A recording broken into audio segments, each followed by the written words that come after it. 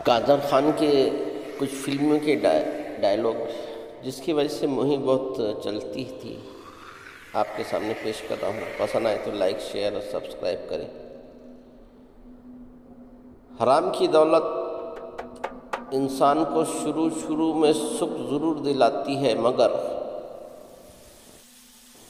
बाद में ले जाकर एक ऐसे दुख के सागर में ढकेल देती है जहाँ मरते दम तक सुख का किनारा कभी नज़र नहीं आता। जैसी करनी वैसी भरनी, इस मूवी का ये डायलॉग है कादर खान का।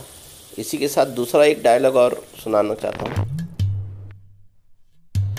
अगर इंसान दुख से दोस्ती कर ले तो फिर ज़िंदगी में कभी उसको सुख की तमन्ना नहीं रहेगी, उसको सुख की तमन्ना नहीं रहेगी। दूल्हे राजा फिल्म का ये डायलॉग।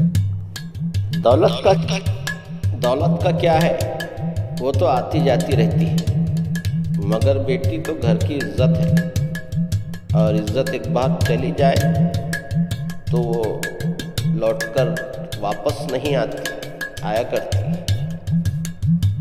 दूल्हे राजा फिल्म का ये डायलॉग।